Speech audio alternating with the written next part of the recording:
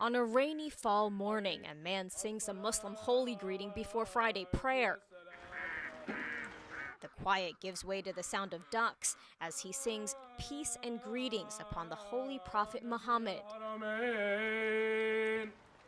It's calm here in the foothills of the Catskills Mountains, on this 50-acre farm where a group of Sufi Muslim men call home. It's also a beautiful area. It's, the landscape is gorgeous, and we're very happy to be here. SIDNEY is a small farming town. You can get a cup of coffee for $1 at the only diner around. Big smile. The men of the Osmanli Hakkani order came here 8 years ago to be closer to God, many of them converts. They learn to live off the earth. They bond as brothers while tending to the day-to-day chores of a sheep and cattle farm. And it was as brothers they carried fellow Sufi Amir Solosky's casket to a quiet spot, atop a hill overlooking the place he so adored. If something was ever happened to me, he's like, I want to be buried upstate. Yeah. That's where he wanted to be.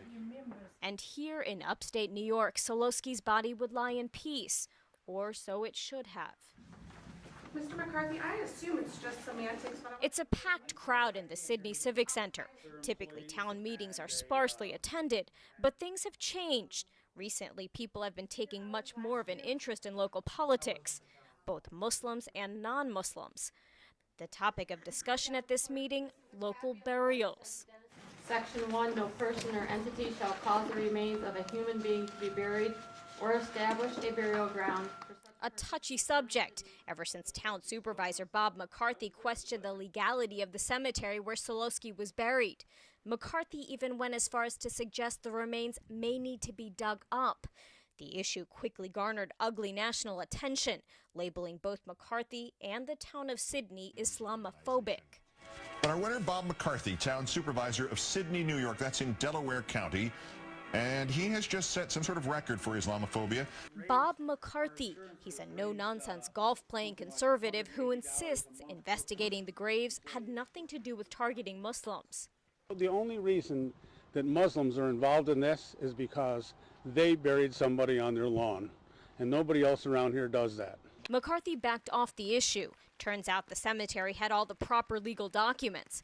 But anger and embarrassment over the incident lingers in the town. And now it's McCarthy who's the target. Well, I think it's obvious you don't know what you're doing, Bob. The media attention has made a spokesperson out of Hans Haas. Calm and logical, he often asks pointed questions, challenging the town board that sought to defile his fellow brethren's graves. This is a matter of government. This is a matter of civil rights, and we're not going to just give it up like that. Allahu Akbar, Allahu Akbar. Ashhadu an la ilaha illallah. He sings the azan, the Islamic call to prayer. Friday afternoon's Jummah service is underway. Sufi men clad in colorful turbans gather to pray. A few women peer in from a back room. Did I get up for the sake of Allah, to live for Allah's sake? Overseeing the prayer is their sheikh, the group's religious leader. He moved from Manhattan years ago to build a place where men can practice Islam comfortably. Being a group of Muslims living in semi-seclusion, they expected suspicion.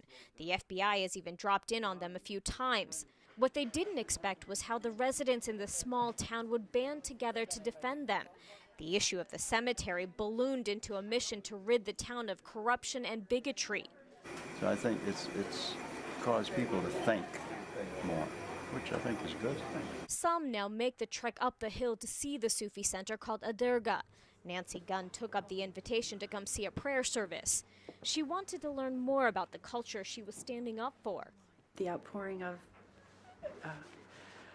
welcoming or inviting people to each other's homes, or you inviting us out here, it's bringing us together. And I hope this happens in all small towns, opens up our eyes and ears, that we're more similar than not.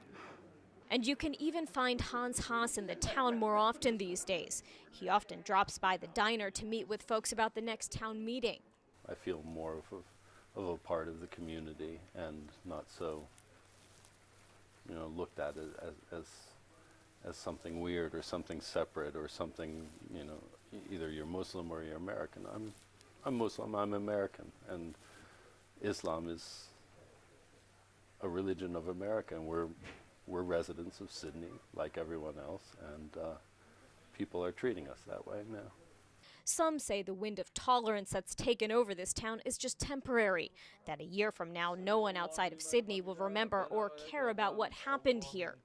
That may be true, but for this group of Muslims, they've already won the part of the burial war that really matters. In Sydney, New York, Bonny Ghosh, The Associated Press.